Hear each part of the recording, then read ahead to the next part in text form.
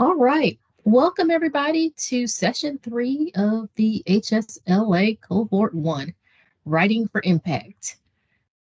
I am Captain Juanita Maynard Harper, and I thank you for joining. I am going to pull up our guest speaker's bio, and I also sent this by email, so you have this information as well. But I'll just highlight a few points about Captain Maria Benke. Captain Benke is currently the Deputy Chief of Staff for the U.S. Immigration and Customs Enforcement, ICE, Health Services Corps in Washington, D.C. In this role, she supports the IHSC Chief of Staff and senior leadership.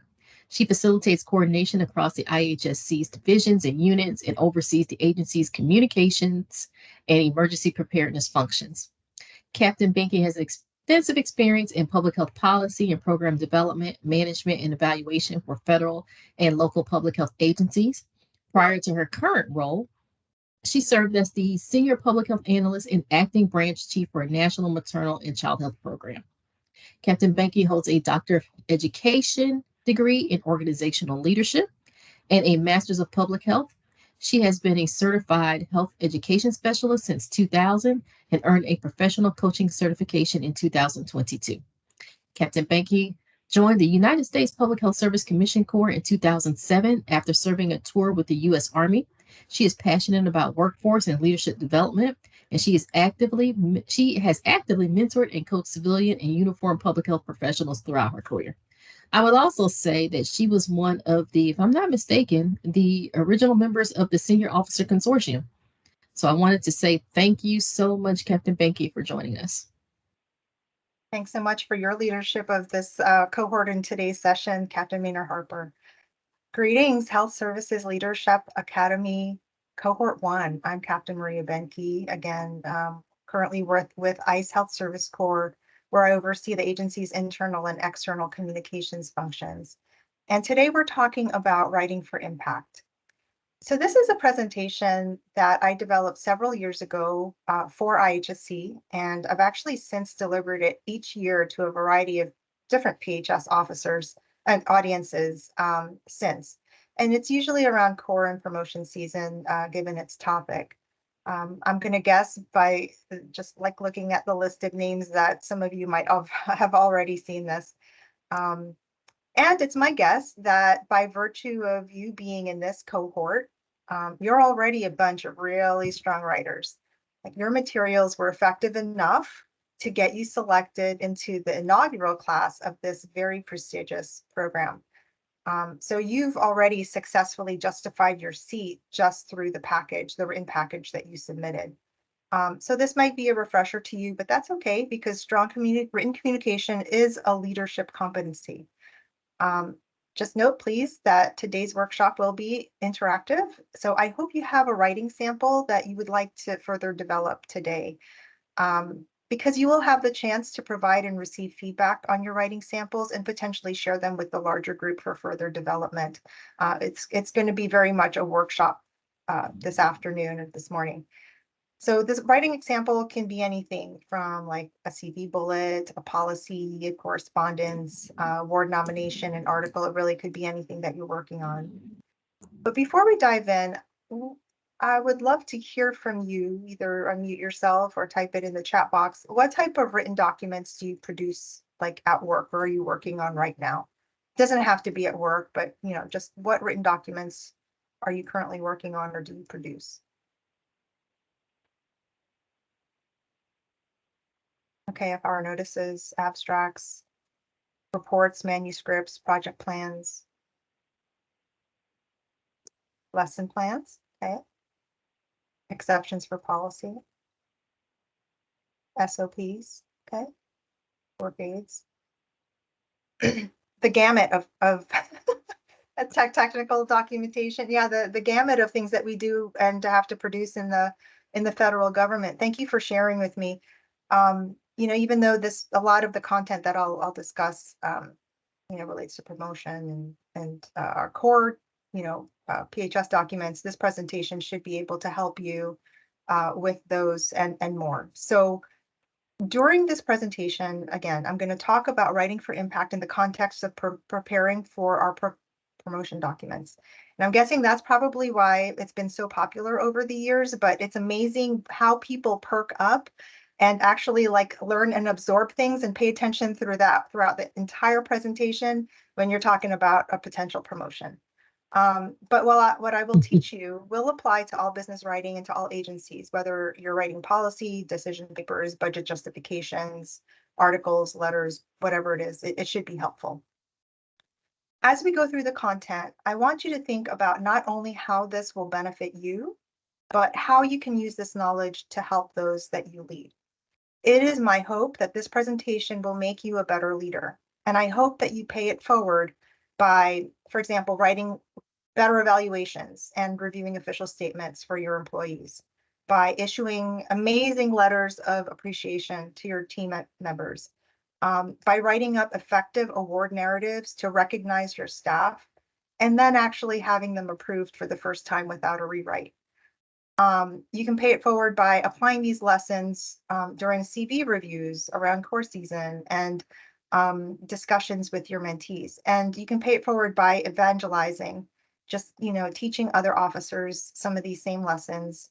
So again, just please pay it forward. Okay, let's dive in. This training addresses the professional core competency related to communication, and it is in our health services PAC core competencies document, communication, specifically professional and technical writing. Again, written communication is a professional and leadership competency. This slide should not be unfamiliar. We're all PHS officers, and this is the most important slide that I will show you today.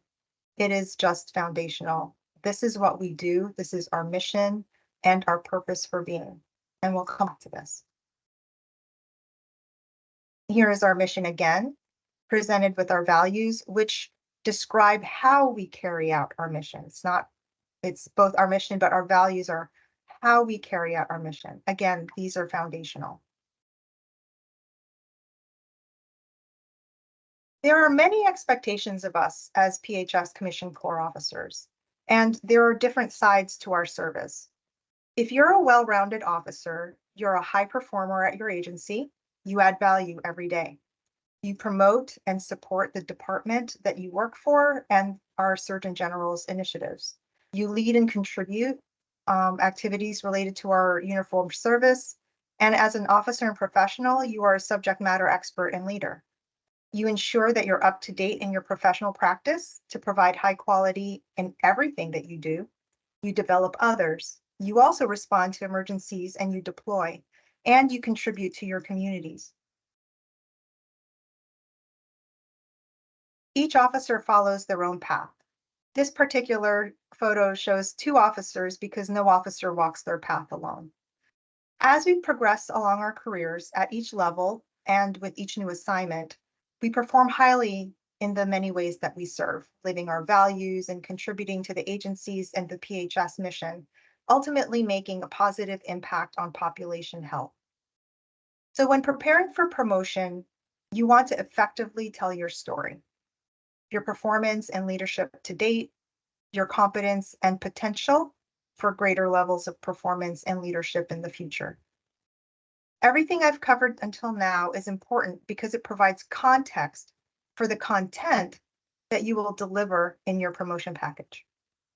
So when you think about it, the promotion board is really a paper exercise.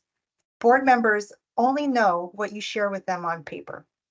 But how well you communicate and tell your story and how well you convey your impact can make a huge impact in that decision.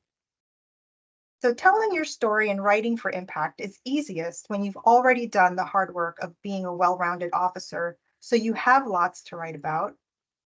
When you've strategically thought about what you want to convey, and you've organized yourself to convey your content in the appropriate documents. And how you present this information in a way that is expected. For example, you follow the format, right? And that content is easily understood by reviewers, in this case, the promotion board. You certainly don't want to list everything that you've done and expect board members to make sense of it, because that's just not going to happen. In fact, it's your responsibility to make it easy for the board to see what they need to see, know, and understand about you. And again, this can be applicable not only for promotion preparation, but also, a job application or, writing a report to Congress. The same principles apply. So you definitely want to be strategic about what you include. In the example of promotion, we have certain documents that we use as written communication tools to tell our story. And so this is a combination of documents to tell our full story. And we use these documents for their intended purpose, and doing otherwise really muddles your story. So just going through the slide here, we have our core. The core is an annual document that speaks to your job performance. Multiple cores tell about your performance history over time in the 7 areas evaluated. The reviewing official statement, the ROS, is a statement of your contributions to the agency, your leadership, and promotion readiness. Many times I see mention of officers' contributions to PHS here, and it's confusing and it's out of place. If you actually look at the core form, the ROS, and the officer statement, it'll tell you what to include there, okay, what you should be writing about. And that instruction is important. The officer statement, it's your chance to highlight your support of PHS activities, commitment to the mission, and vision and expectations for your PHS career. It's more about you, things that you might not be able to fit in your core or your ROS because those are really more job related. And that speaks to your side, fulfilling your job. The CV tells the full officer story. This is the place to add additional details that not captured in the core, the OS, or the ROS. And it can be lengthier. And your PIR and EOPF adds to your story. They provide insight into your history and corroborates the content in your CV core, OS, and ROS. The more you've done, and the longer you've been around, the more you have to share. In reality, there will be always more that you'll want to convey than you'll have the space to cover. So the goal is to whittle it down to the most relevant and important information and to maximize the impact of those few words and sentences. A few impactful statements are worth much more than a long list of words that don't say very much. So here we go. 3 phases of writing for impact. They're listed here. For the preparation phase, you must know your audience, your purpose, and your requirements. What are they looking for? What is your desired outcome?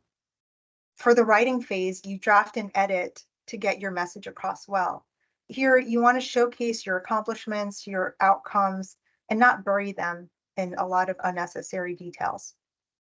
For the polish phase, you ensure that your content is technically sound and is presentable. Here, you have to, what you've written, you look at it to ensure that it's professional and it meets your stated requirements, whether that's the instructions that they give you to follow, or you're matching it to a style guide, conforming to a particular style guide. Many people dive right into writing without first building the foundation, and honestly, without thinking about what they want to convey. And then later they find their communication is unstable because of that. Okay, first phase, let's do a little deeper dive. The first and most important step in writing for impact is preparation. To write effectively, you must consider these key questions that are on the slide here, and then tailor your materials for your specific purpose, goal, audience, and desired outcome. Let's walk through these together. Let's say you're submitting your package to the promotion board. Who is your audience? You can chat in the chat box, or you can unmute yourself. Who is your audience?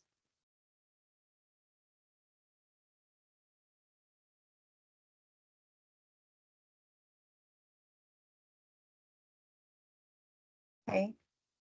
So 6s, that's kind of close. Peers. Okay. Okay. You're submitting your package to the promotion board. Your audience are promotion board members, right? Promotion board members. What is the purpose of your communication?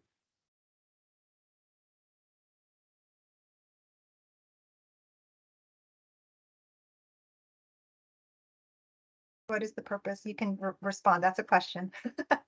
And I'm giggling at Lieutenant Commander uh, Finch Halls.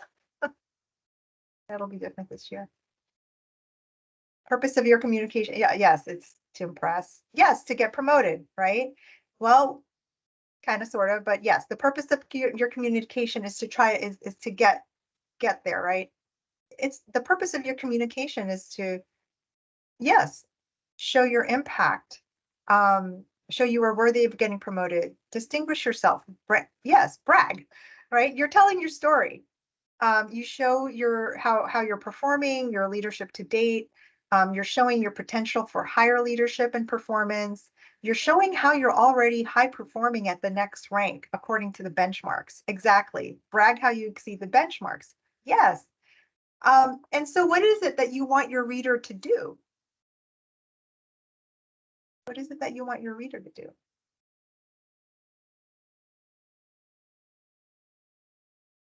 Agree? Yes. What else do you want your reader to do?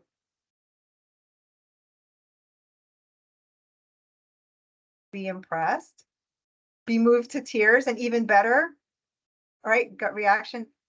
Recommend for promotion. Exactly, Commander Lee Ramos. High scores. Yes, definitely. You want your reader to see your high performance and recommend you for the next rank, right? That is what you want your reader to do. So what is it that you're trying to achieve?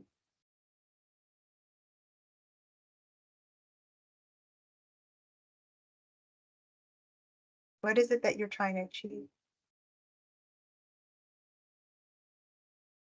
Stand out, yeah.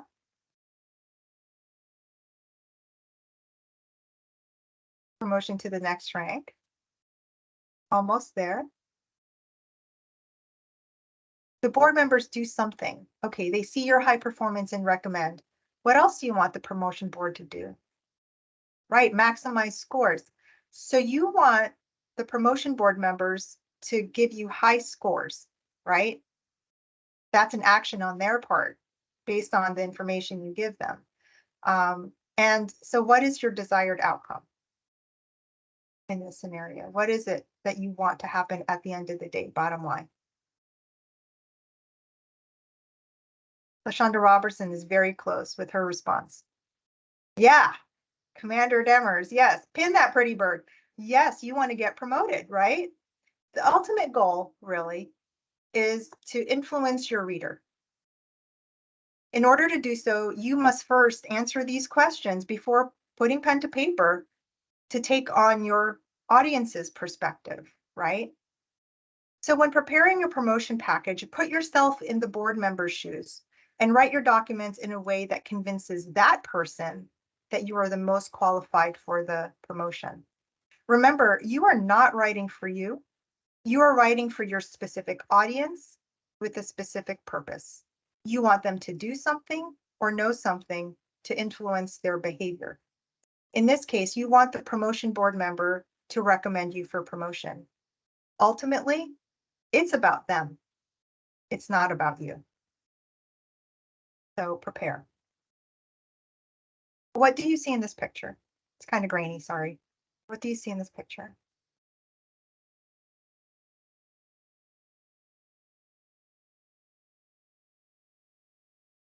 An illusion. Perspectives, right? Yes. Two people with two different perspectives. Yes. Perhaps a miscommunication. Bad hair for sure. Very bad hair. Yeah, and perception is that person's reality. Oftentimes we write based on what we want to say, but writing for impact requires the author, you, to write and communicate with a good understanding of your receiver. Many individuals, and we're now moving on to the writing phase, but many individuals jump right into the second step of writing without first doing all of the prep work, and then they find themselves stuck. The point of writing effectively is to convey your idea, intent, and message in a way that's complete and easily understood by the other person in a way that's uncorrupted, right? So you're seeing the same thing. Um, and what's in your head, like with all of the integrity, somehow transfers into that other person's head. What you see, that other person sees, right? But we all have different perspectives. So it's an art and a science really to maintain that integrity of thought and understanding from you to that other person, because that's, if you do that well, that's how you can achieve your desired outcome. It can inform a decision, and in this case, an outcome is promotion. What's important to know is writing is iterative. It's just the nature of the thing, and it's okay. Writing is iterative. Perfection does not happen on the first try, and you want to be intentional and carefully craft your message in a way that's tailored, again, tailored for your audience and your specific purpose. You want to look at the documents from the reviewer's perspective. For example, your evaluation, right? There's the CORE and the ROS that speaks to your contributions to your agency and your job performance. Does the narrative match the score? Is it always, it's always to the officer's benefit to have impactful bullets that demonstrate their high performance. It looks a little funky if, your scores show that you walk on water, but there's a lackluster narrative there. And you can take that from, the officer's perspective, and you can look at that from like a supervisor's perspective too. Because again, it's not just about you, this talk, right? It's about your leadership and how you approach other people's documents. Does the individual meet or have the potential to meet the best benchmarks for the next rank? Is the officer adding value to the agency, PHS, the PHS mission, population health? Is all the information in the expected location? If not, the board members won't likely dig too deep for that information and then just move on. Same with a congressional person who might be reading your report, or, someone making a decision about your resource request. If it's not organized in a way, you know, that makes sense to them, if there's disconnects, they're just going to move on. It's going to be too hard to understand. The most important questions are highlighted on this slide. Why is it important? So what and for whom? But I'll walk through the steps. You always want to write down your main points, because those are the things you want to keep, right? And that helps you keep focused. The main points really help keep you focused. And typically they are the main things that you want your reviewer to remember. How you organize and structure your narrative. A couple of tips is you might want to have, for example, a high-level summary statement, bottom line up front, that aggregates your accomplishments into high-level bullets, and then you can detail them with examples instead of just listing out a bunch of like maybe connected, maybe not accomplishments that you want to share with the board. So instead of going right into that laundry list of accomplishments, you might want to kind of have an overarching summary statement to begin that section with this officer improved patient outcomes, this officer enhanced readiness or saved program cost. It's a really high level broad statement that kind of articulates so what, right? And then it goes into some of the details, because if you do it the flip side, if you just go right into the details, your reader may or may not understand, comprehend or put it all together, that what you're saying, these three things that you said you accomplished actually improved patient outcomes. So you want to start with that. You're just really fleshing out your skeleton, your main points. patient outcomes, officer readiness, save program costs, and then you work from there. You want to stick to high-level buckets. Again, you want to avoid kitchen sink documents. And of course, you want to provide context. Context provides enough detail for your reader to understand, and it frames why your bullets are important. And then you want to refine your message. The final step is really to communicate the relevance for the all-important question, so what and for whom. If you're not addressing the so what and for whom, you're missing a real opportunity to show impact. Of course, having someone else write your draft narrative as you're writing is very important because it gives you an external perspective and helps you see what you can't. And it also validates whether your materials convey what you intend.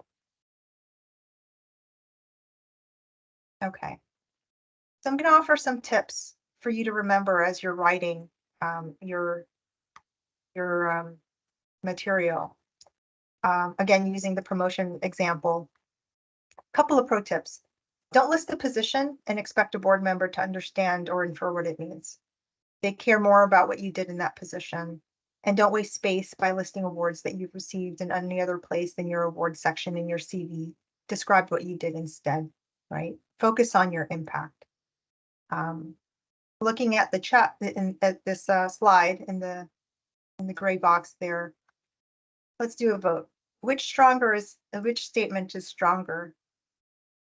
The first one or the second one? And then in the chat box, I want to, yeah, okay.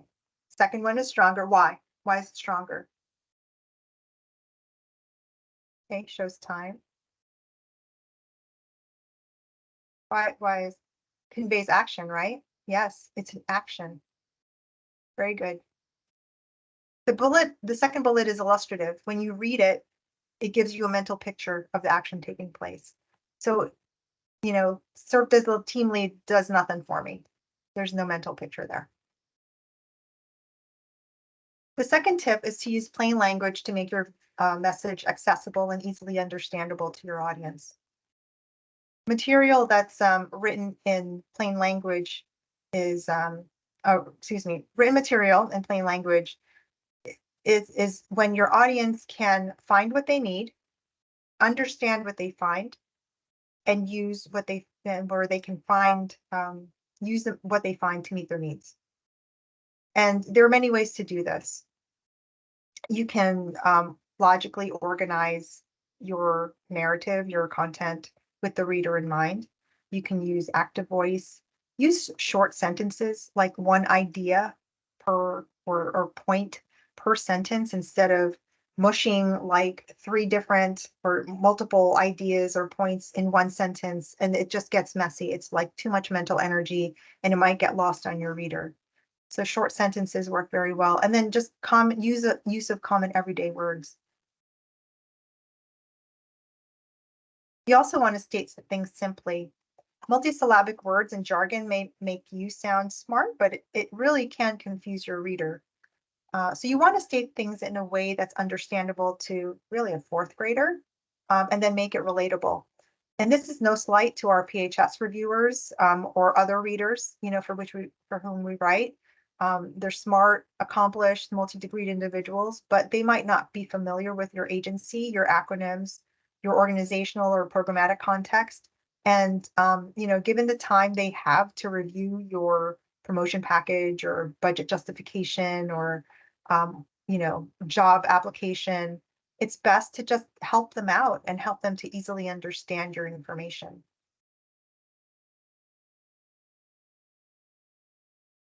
Okay, need a volunteer to read this out loud to the group, please.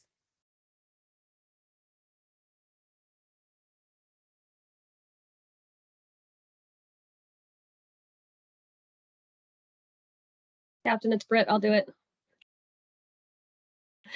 When we're growing up in the educational system, we're taught to write in a way that builds complex thoughts and sentences. Big vocabulary words are prized. The more syllables the words you use, the more syllables the words you use have, the higher the grade you'll get. While those lessons might be good for earning high marks on your report cards, they will sink you in business, especially when it comes to your ability to communicate effectively. To say that another way, if you want to become a better business communicator, you need to forget everything you learned in college. Thanks so much, Commander Rizek. Yes, right? It's sad we paid so much for those degrees, but forget what you learned in college and grad school. It might actually hurt you when in written communications, because effective communication, honestly, is simple, plain, and easy to understand. Fourth tip is active voice. Active voice is a writer's superpower. Anyone can learn to do it. And very simply, active voice follows a clear format that's easy to read. It follows the general flow. Who does what? Who does what?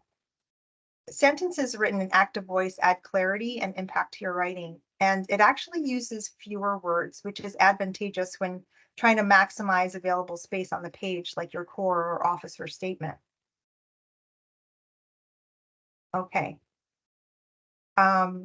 Let's move on to some practice. Before I move on, is there any question? Are there any questions for me? That was a lot to take in. Hi, this is Commander Calk. Can we go back to the leading a team versus serving as team lead? I think for those, it really depends on what the stated impact is. I mean, to me, I would think that served as team lead shows a position of authority and it's an actual position as opposed to a led the team, which is like ad hoc or a put together team.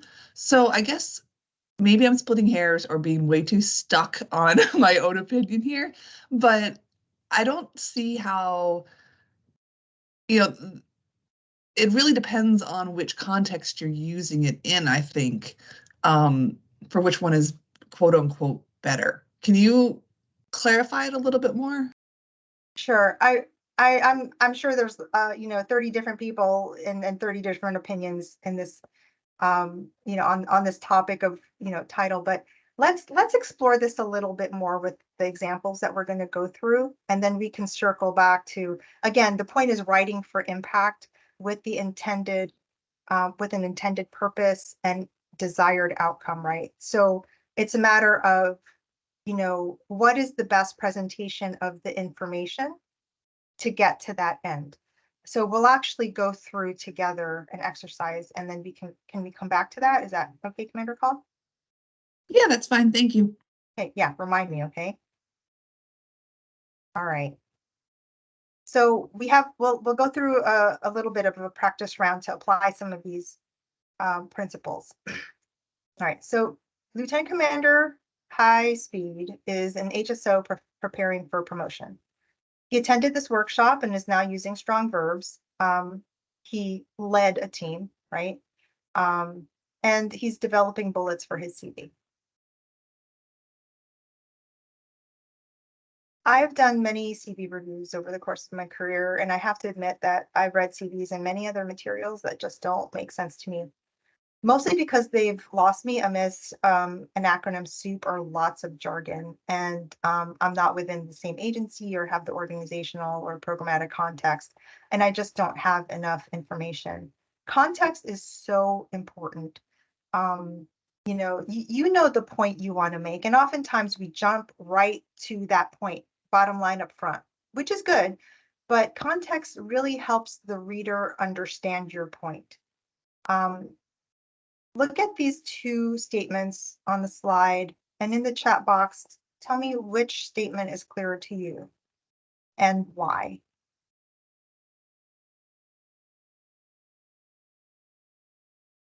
Mhm. Okay, looks like B is getting some votes. Yep. No acronyms, plain language, more details, right? Don't know what ECW is. Yeah, there's jargon in there. Application is kind of like a technical term. People generally understand what an electronic health record is, right?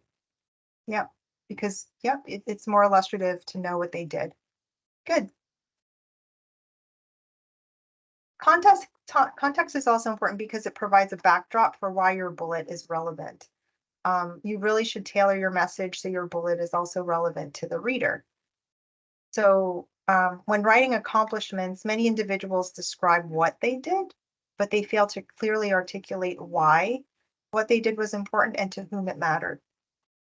So you also really want to drill down to the so what to convey why your reader should care. So again, it's not about what you want to tell them.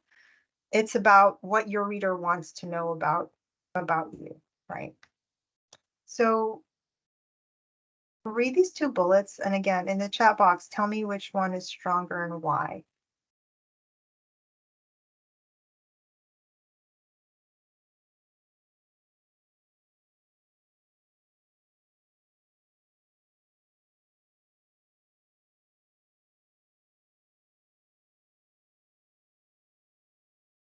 Okay, there's some agreement on B.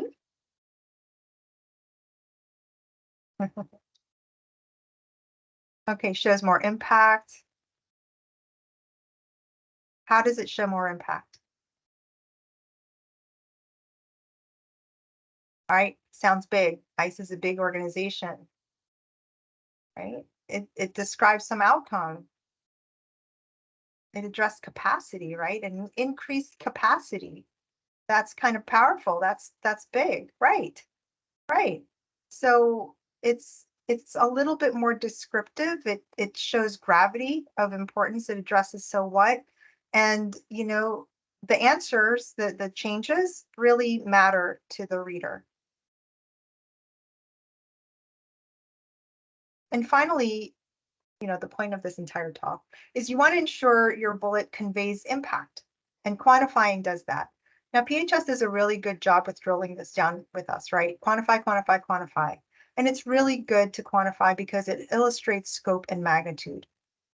What's even more important is speaking to the importance of the organization or PHS mission or population health, right? You really want to address how you address the organizational mission, the PHS mission, or population health in everything you write, quite honestly, because we are in our jobs because there's a need, a mission that we must achieve for our organization and our service. You want to speak to that, how you add value to that.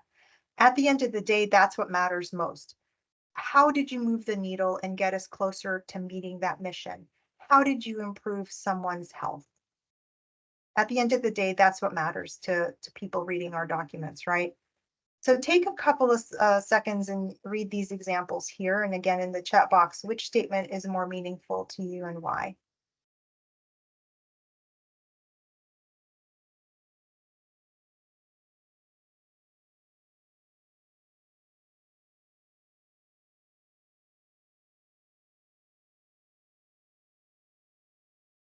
Just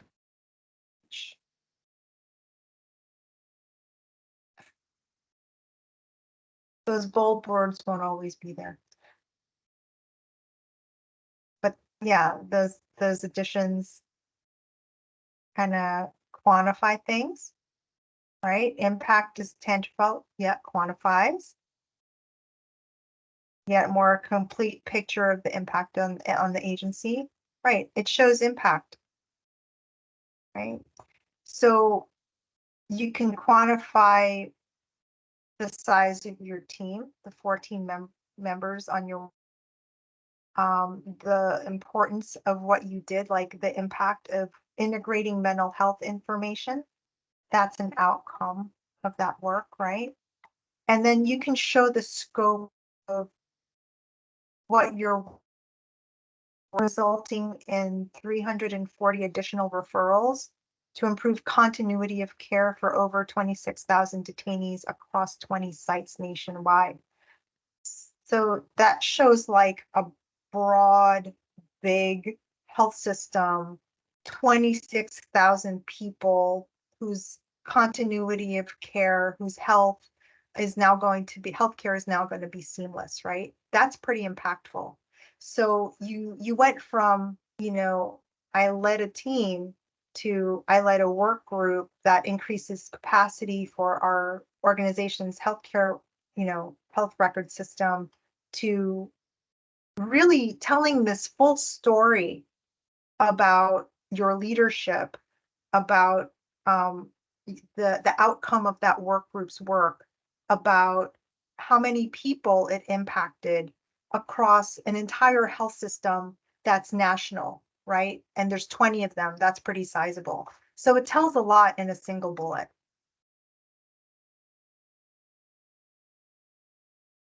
So you might either be feeling really good right now and confident, or you might be feeling a little overwhelmed.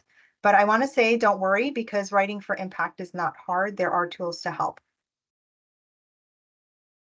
In the field of quality improvement, the 5 whys technique is a simple and effective tool for solving problems.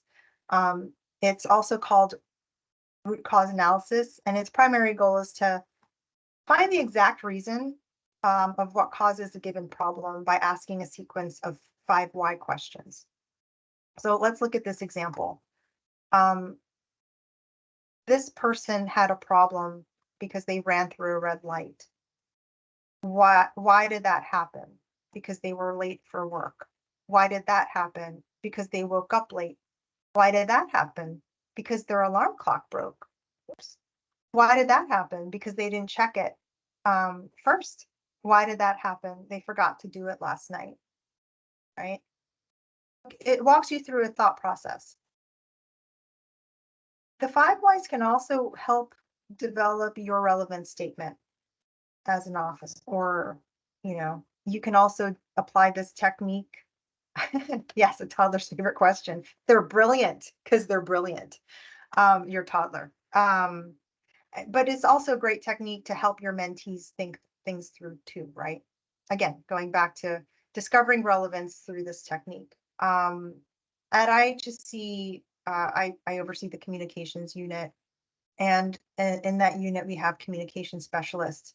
One of the things that they do, among many, many things, is to send broadcast messages, essentially emails, with important information to the entire workforce, like 1,700 people, right? So how do you discover relevance from sending out an email? This is an example. So the communication specialist says, I emailed a broadcast message about a policy. Well, why is that important? So what, right? What difference did that make? It was to share information about the policy. Who cares? Why was that important? So staff will all know and do the same thing. Yeah, so what? It standardized a process. Why is that important? It aligned actions across the agency. Who cares? Why is that important? It helped the health system meet a national standard. So it kind of takes you through a thought process of, sending out this email about a policy to really identifying how that makes a difference, how these ripples kind of build to something bigger and actually have an outcome. Like the thought process identified standardizing processes and aligning actions across the agency. That in itself is pretty impactful. But what really matters to the organization from like the health system perspective is meeting national standards. Because when you meet national standards, you're able to provide the best health care possible to, the non-citizens in our custody, for example. And that has a population impact, right? Organizational importance, population impact. Boom. It's better for you as the writer to go through this thought process, because if you expect a board member or someone reviewing your justification to go through this thought process to connect the dots for you, it's not going to happen. Okay. Finally, phase 3, polish. Presentation matters. You want to delete extra words. This is getting it ready for publication. You want to tighten it up. You want to make sure it adheres to your style guide. If you have a style guide that you're following, you want to ensure that the document is visually appealing. There's enough white space. I've read too many like PHS documents, OSs, that is like a brick wall of just all words, no spaces. Like they maximize the use of that page, but boy, is it hard to see anything beyond that brick wall. Is there enough white space so the reader can see your content? Is it error? It's always good to have someone else take a final look. And I have to say, polish really matters. Whether you're working with your target population, interacting with coworkers or stakeholders, applying for a job, or going up before a promotion board, polish matters. The way you present and conduct yourself matters. And this is true in documents as well. Why are highly polished and professional documents important? Because exactly what it says on this slide. It conveys technical expertise. It demonstrates competence. It showcases critical thinking. It illustrates excellence. It reflects positively on the author and the organization. And it elicits confidence and or prompts action from the reader.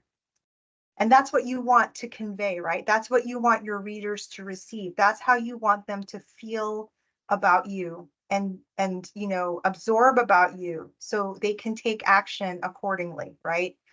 Your documents do matter, and especially when there is something on the line, whether it's a promotion, a job, justifying additional resources.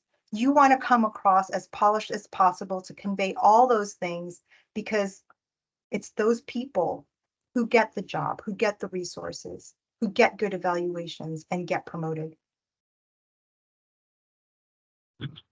All right. The polish phase, you want to go back to your writing and, you know, again, whittle it down, distill it down to the absolute essential information. You want to cut the fluff, remove anything that's extraneous. You want to keep what's essential to communicate what you want your reader to know. Okay, look at these two bullets. It's always good to just pro tip the so what up front, right? Read these two bullets and tell me in the chat box which is more impressive.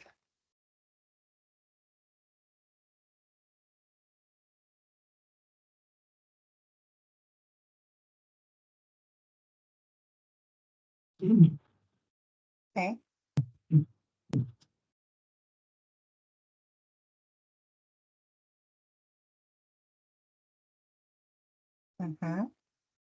Direct, not medicalish, right? Relatable.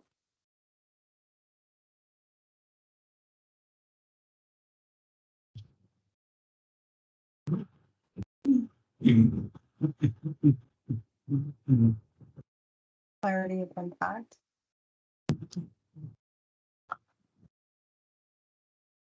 What else do you see? What about it is more impressive? Why is B pretty popular here? Serving the underserved population right up front.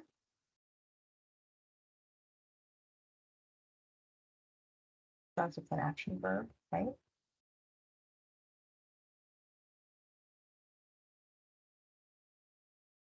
The first few words conveys a lot, doesn't it?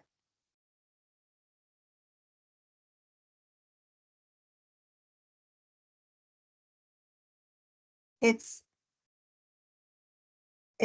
shorter, definitely shorter. It's easier to read, but it's like boom, so what up front, right? You're not waiting to see the impact or the out, you know, like you said, the magic toward the end, because in the first just few words, you can really feel and you understand what happened as a result of your action. And you're conveying that in the first few words. And I'll go back to Commander Koch. You know, looking at this example in the process that we've gone through, how important is it to state that you are a team lead in this?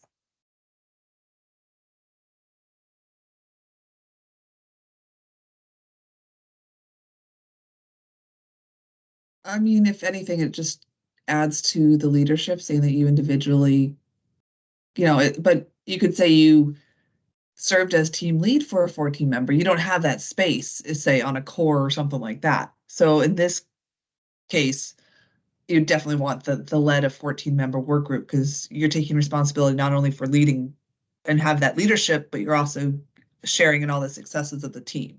So you can kind of borrow their successes and count them as yours. So obviously you're going to want to, the action verb up front, show that authority. So you would still start with the led the 14 member team?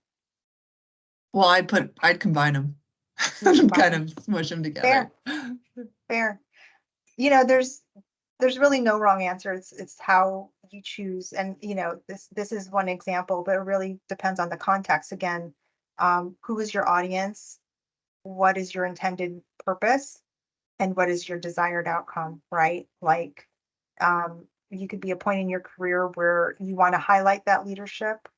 And so you would want to start out with that.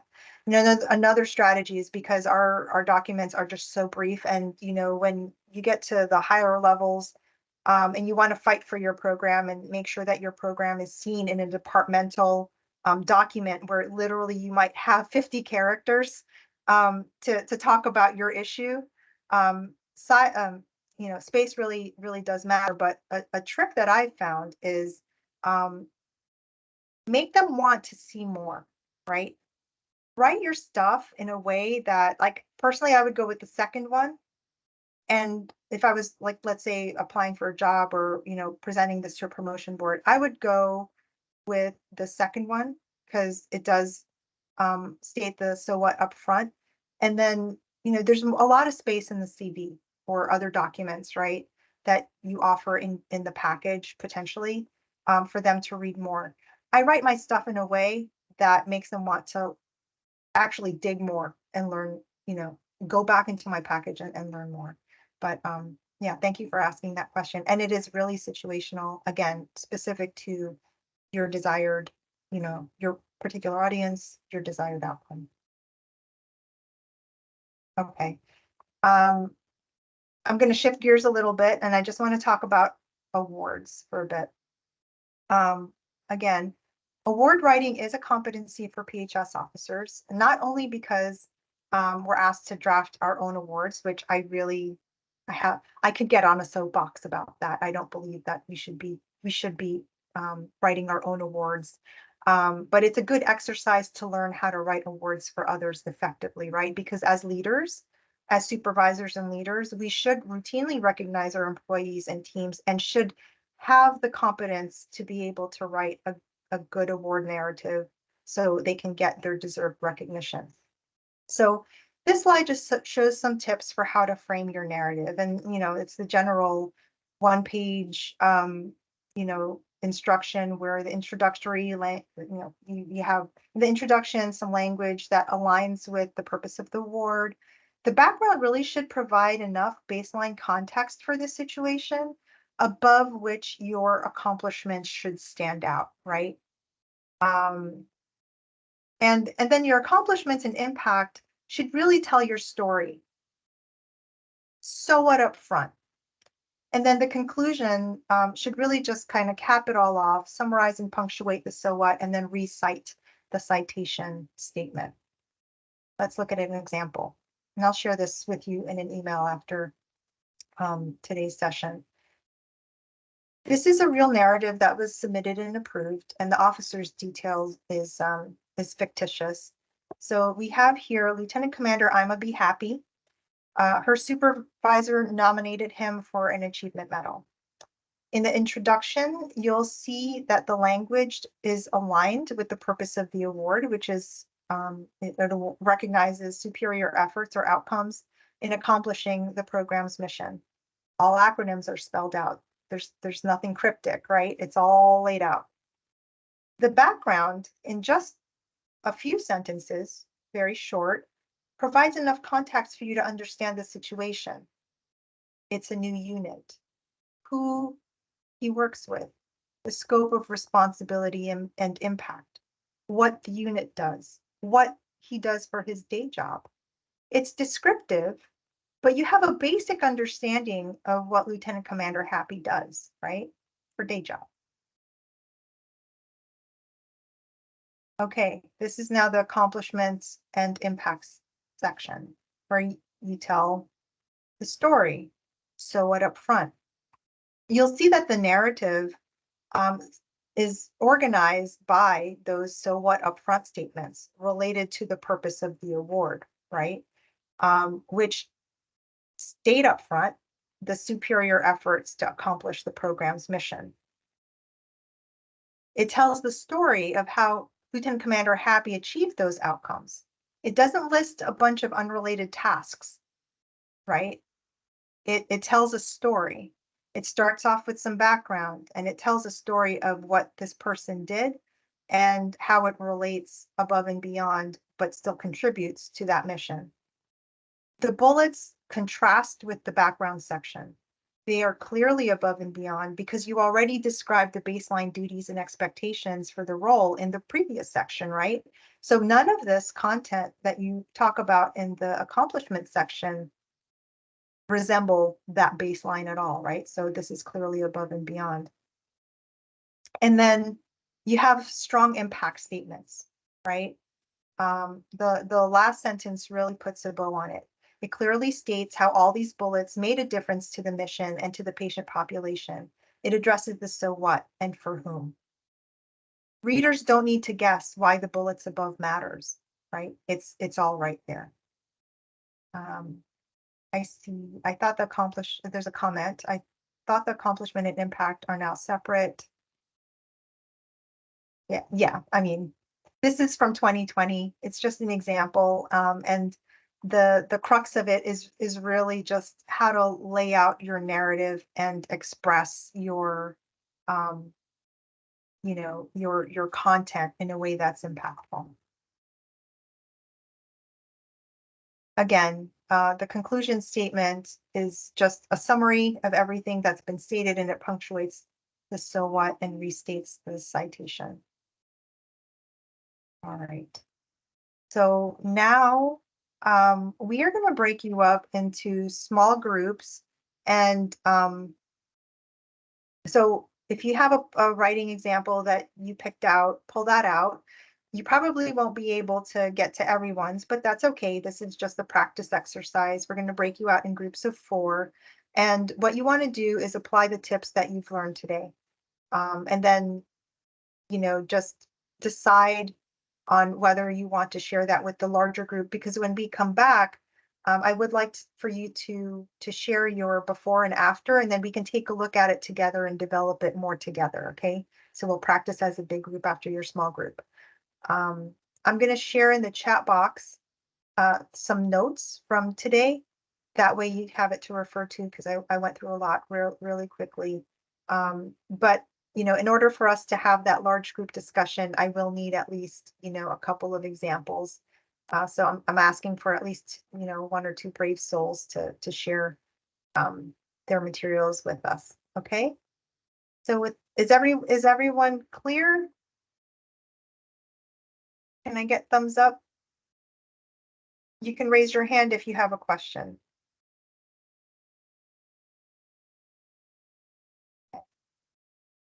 No worries, Commander Isaac. Enjoy your meeting. Thank you for joining today. Okay, I think everyone's good. Captain Maynard Harper, please open up the small groups. You'll have 10 minutes. All right, I am opening them up right now. And we have a few guests on from the SOC. I did not assign them rooms, so just so they know they will be still here. All right, opening the room.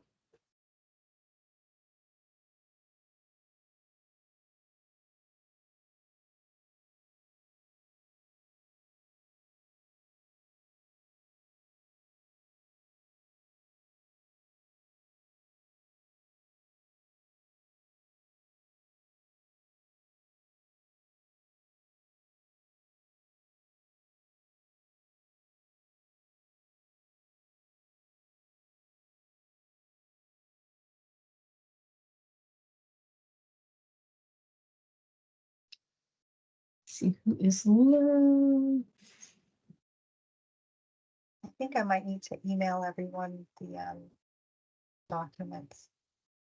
I can probably, let me see if I can, you can't put it in the chat? Is that allowing you to? I'm trying to drop it, but no, it's not.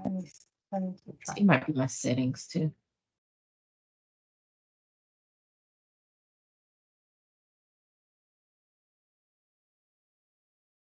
Yeah, you can go ahead and email them. I'll put in the chat that it's coming through email. Thank you. Kevin, do I not have you in a room? Hi, yeah, I could not join a room. I don't know why. Let me Okay, try again. oh, Try again. let me try to.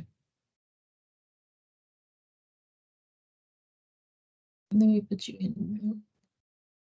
1 second. Oh, I think he's. Hi there. This Hi, is Captain Captain. Funnel. I've been listening the whole time. I had a heck of a time with getting into Teams and had to reboot a couple times. So I've been on the phone the whole time, but really nicely done, Captain Becky. Nice job. It's good material and you're doing a great job delivering it. So I'm sure they're getting a lot out of it. Just wanted to let you know I'm here in the background and have been. I wasn't in Teams because by the time I got my computer fixed, I didn't want to interrupt your presentation. So I figured I'll dial in when they went to the breakout. Thank you. Sure. And I think everyone's in their rooms. If you're not in your room, please let me know. Hopefully, I'm just talking to myself. I think it's just the three of us in the main room.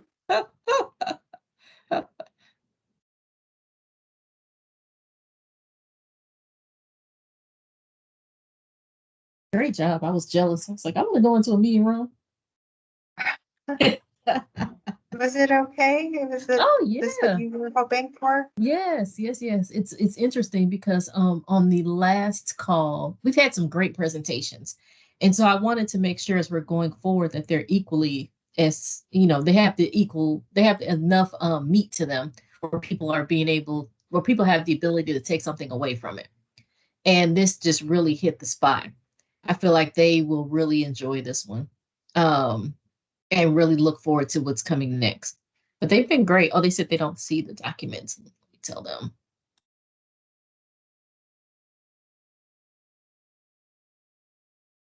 You sent them by email, right? I did.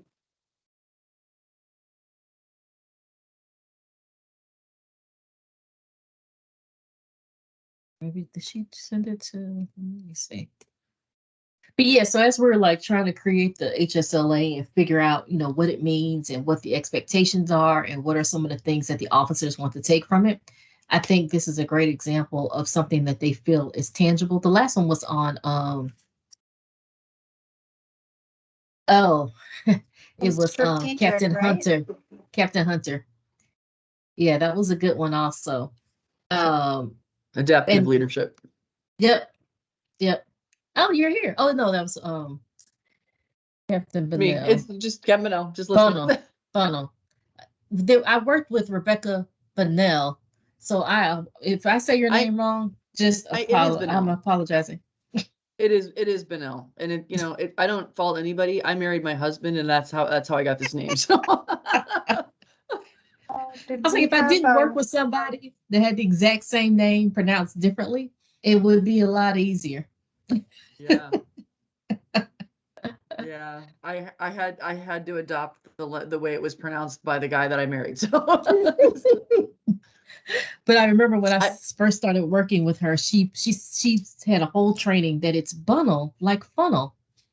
Oh wow. Yeah, no, mine is the exact opposite. It's Bennell. And that's, like I said, I learned, it was his name I took.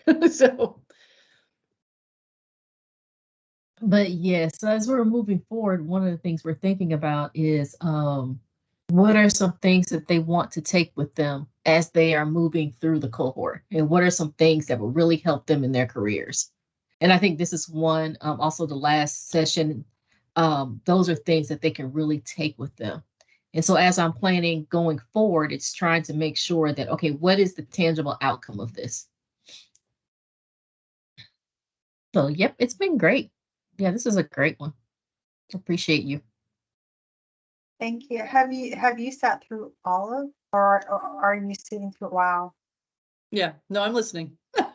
Yep. Wow. I wasn't on the first one. That was Captain Russell, and it was an icebreaker. And I had a conflict. No, I was on leave, and I promised myself I would take leave when I'm on leave. It's a New Year's resolution. You should do that. No, it's important. So I was on leave. So I popped in to hand them over to Captain Russell, but everyone said it was great. But it was a get to know you. Mm-hmm. And a few of the officers came to me. Well, one officer came to me. She said they had a conversation about thinking about a project that they can do. You know, if we had a project that they could work on together. Mm. And I was like, you don't have to ask me twice. Find you a project. But I thought that was a great idea. Nice. Will you be at the commissioned officer symposium? I plan Captain? on it. Good. Mm-hmm. We don't have any money, but I plan. It's just one state over. I understand. I'm out of pocket most of the time, and that's just an investment I'm willing to make. So, Mm-hmm. but you know, it's good. It's good to get there. It's a nice space where officers can gather and get to reconnect. Yeah. And I need to get with you on who's planning.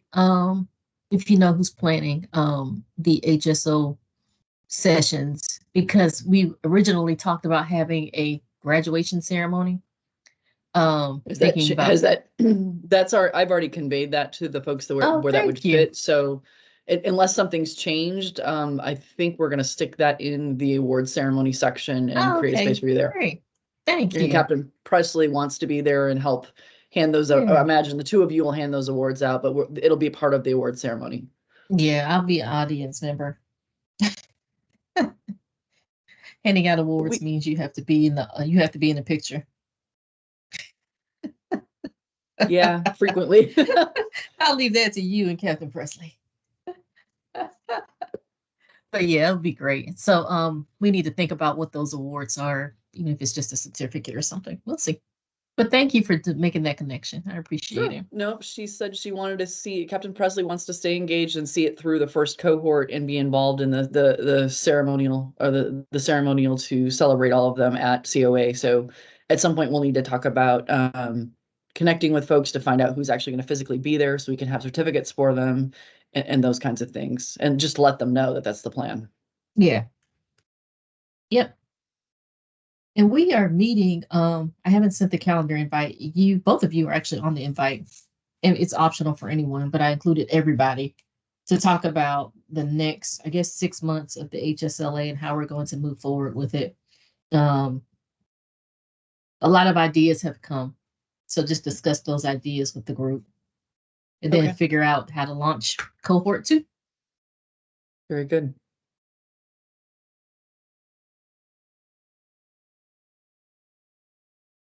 Do you know when that meeting is off the top of your head by chance? Let's see. I can go to the draft. It's okay. I don't want to distract you from. I don't want to distract you in a live presentation. Don't worry about it. I'm sure it's on my calendar. I'll find it. No. It's still in draft. Like literally, it's in draft on my computer. It's February. The first one is February the 13th from 12 to 1. I can't see everybody's calendar, so I figured I would look at lunchtime. So that's the first meeting, but I plan on maybe scheduling 2 or 3 meetings over the next few weeks, just for those who can come at certain times to share ideas, and I can shape up the rest of this. I'm going to stick a hold on my calendar just to block the time. Yep. And actually, before this meeting is over, I can probably just press send. Let me see how far I got on drafting.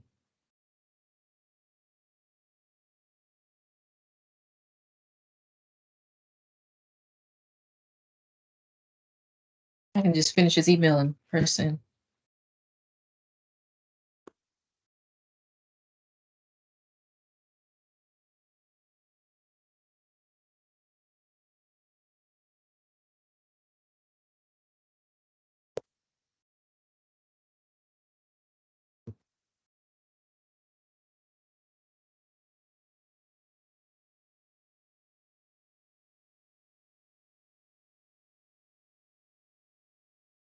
And Captain Benke, I am going to, if it's okay with you, there is a YouTube presentation that someone shared with me, and it's called something like the 80s wants its slides back. Yeah, I started to look at that. I'm really intrigued by that as well. And so I'm going to send that out after this after this class for them to review as quote unquote homework. Okay, that's It look, perfect. I started looking at it. I saw most of it, and they had some really good tips on there. Awesome. Yeah, I'll watch it too. Thank you. No problem. But I think it falls in line with what you are conveying in this presentation. Perfect. Thanks. And Mhm. we can bring them back at like 2:12. So I just gave them a 1 minute warning. Oh, okay.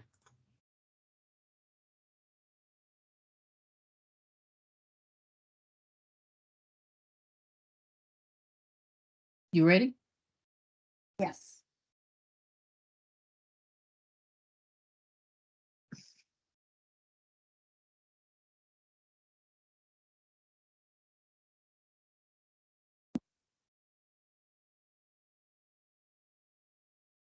See if I did it right. Are people coming back? As well. Okay. Yep. Here they come. Yay. Oh. Welcome back. Welcome back. I know it always feels too short, doesn't it? It does. How was that? It was short, man. That's okay.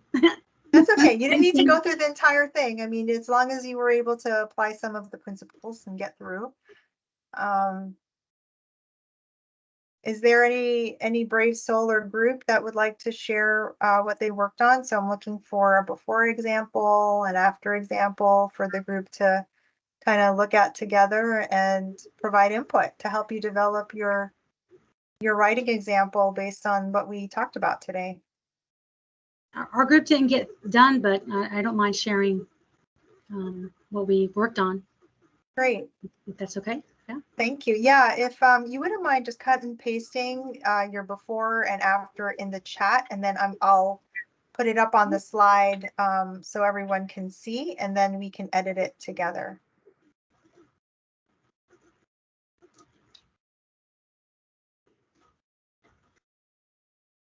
That's really big. Sorry about that. No, that's okay. So was that your before? That should be the before, and then there's a space, and then there's the after. Okay. I think the underlined is the before, and then the led the acute was after. Not everything got moved over. Led the acute is after? Yes, ma'am. Oh, okay. Thank you.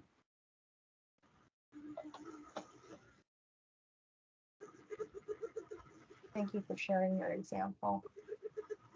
I'll get this. Just give me 1 minute.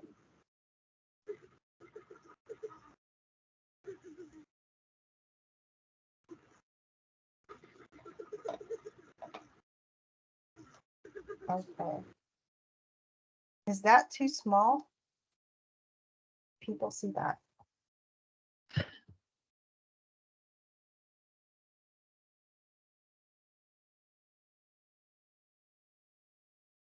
This looks like it's the same, yeah? And just to clarify, I'm not up for promotion this year, so this is one that I kind of threw in there this past year. I try to keep up with my CV as I go. And so it was one of those, when you were talking, I was like, oh, there's lots of improvement here that can happen. So that's, it's a mess. Thanks for being the brave soul to put this out to the group so we can all learn together. Really appreciate you. Sometimes taking a risk pays off. So I'm hoping that it'll pay off for you today. Okay, so let's take a look at this together all. And I want you to share one observed improvement from the first and the second. Like, what do you see that this group did to hone and refine the after bullet? So let's see if you can recognize some of the things that they did to make this better.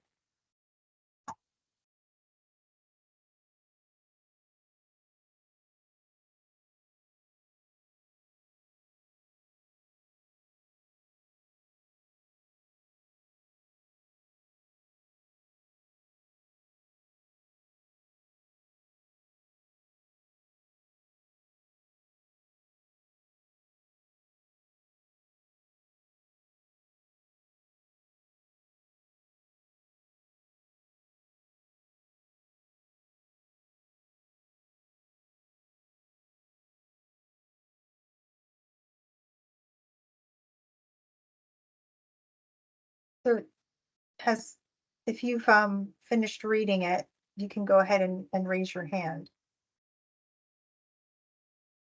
Okay. That's good. We've already had some, right, action verb up front.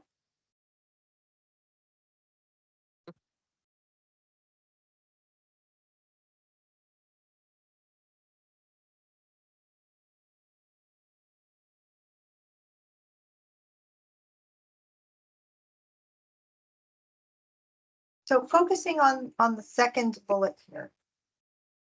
Focusing on the second bullet. Is there enough context to understand what she's talking about? Framing her accomplishment or the impact.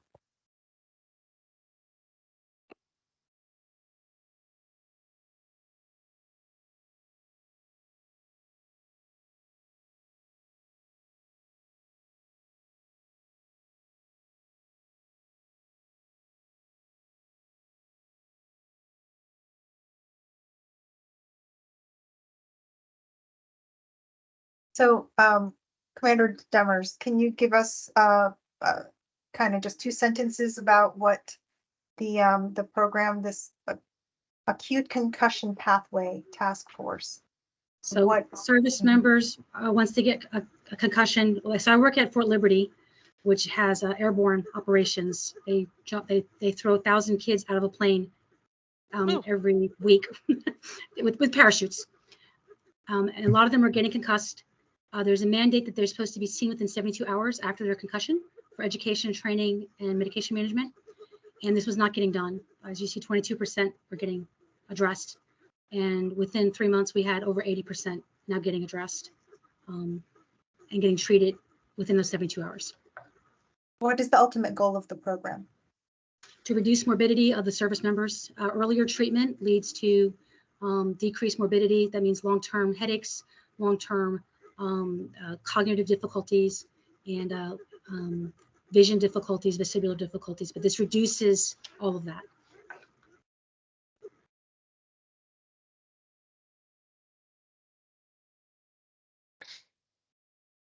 So would you say injury, so morbidity and mortality? Morbidity. What's another Just word morbidity. for that?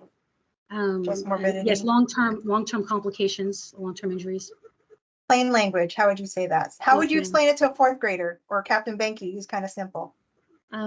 Yeah, long-term injuries or injuries that last. Yeah, I don't know. Help. Okay. Long-term complications, and it's not really 4th grade, is it?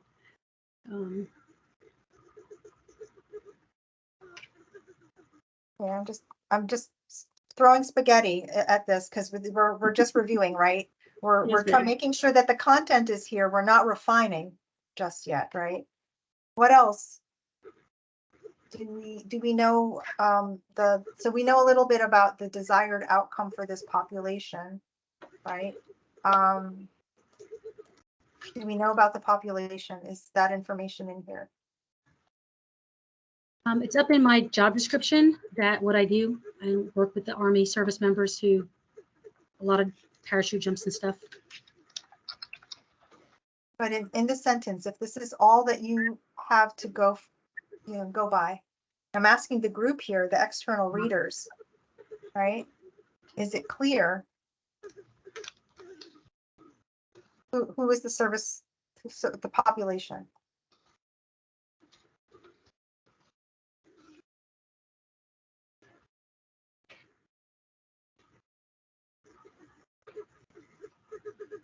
Okay. So you said students, right?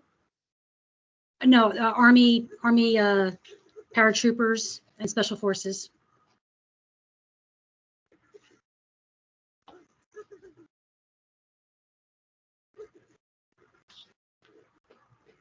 Home of the airborne. Apparently that's how they say it. Yeah. Okay. Was that a bark? That was a bark. We have some Marines here as well. All right. Cool. Yes. Or if you're with Noah, it's Noah. What else? I want to hear from the group. What else? Okay, so I see some comments in the chat box, right? You put an active action verb up front. Shows impact of quantifiable language, right? There's some statistics to show resulted in 400% improvement.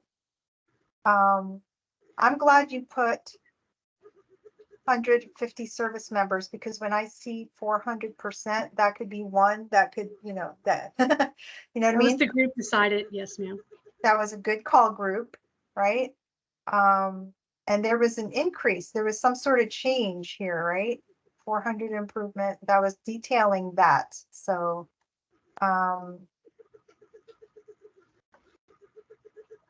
what would the group add or change? How can you improve this bullet with given the information that the tips that we went over today?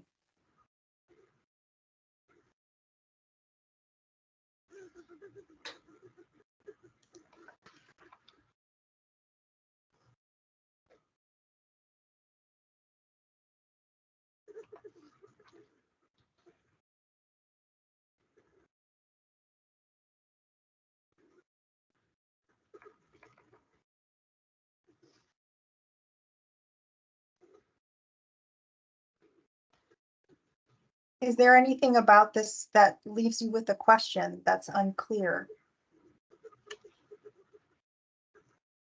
Well, I mean, I was in the group. We didn't have time to finish this. But now reading this now, work with 21 partner units. I was sort of question like, well, what is partner unit? Like, is that consists of multiple people within partner units? Like, I don't really know what that means. Maybe it might be clear to other people, but I'm just thinking, I know she said it was for a CV, but I also was thinking like an awards perspective, that you want clarity about what, was what is the impact, what is the meaning of that. Right, and I thought about that.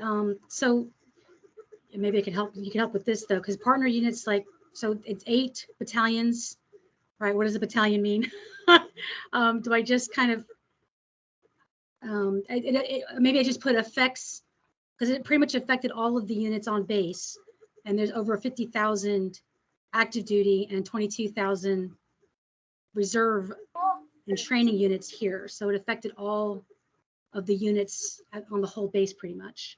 So I don't know if that's, or except for JSOC, but that's a minor group. So that'd be better than to put the number of personnel potentially affected versus putting the partner units. So you're saying that that you established baseline protocols for over 50,000. Pretty much for every unit that's on this base. Yeah, I think almost. That reads better. That reads almost, better. Not quite. Okay. To me. All right. So that was a great example of something that was unclear, and how you can kind of even drill down a little bit. Again, it depends on what you want to achieve with this, right?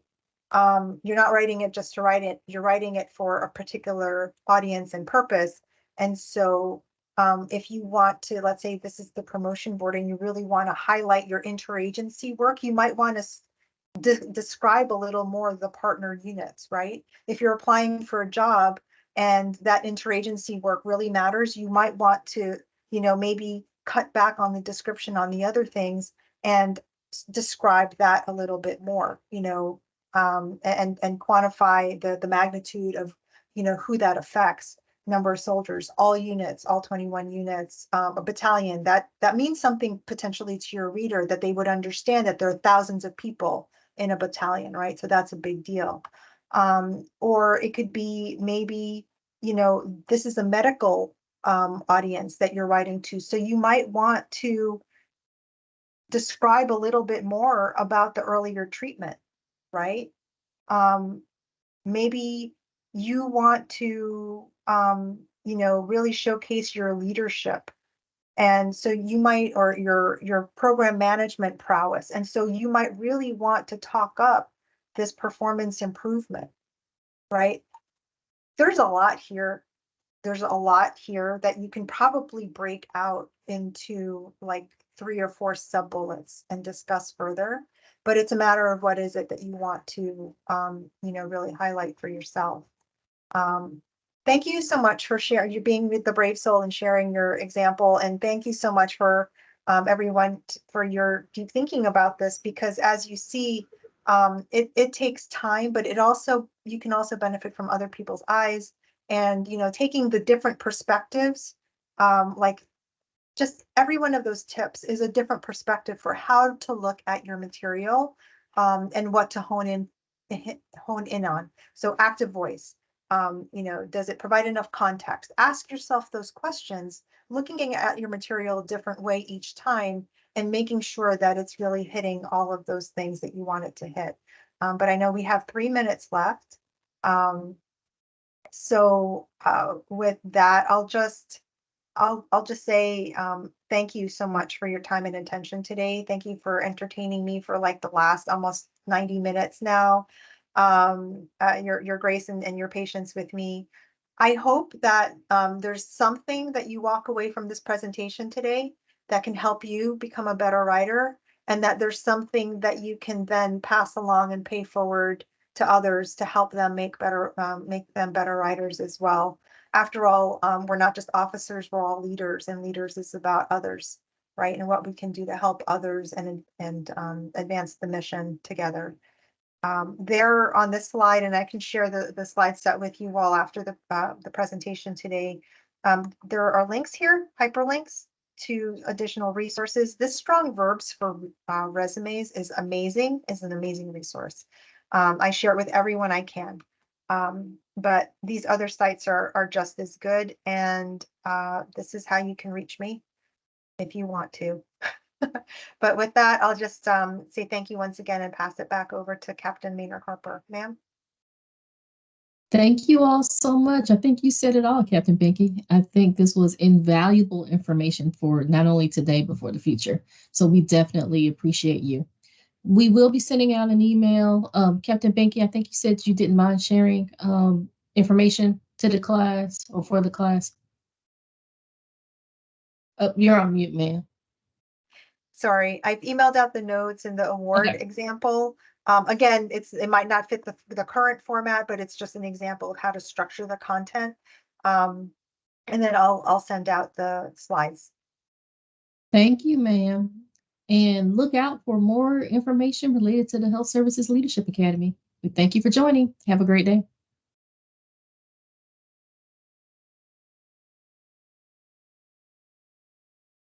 Thank you.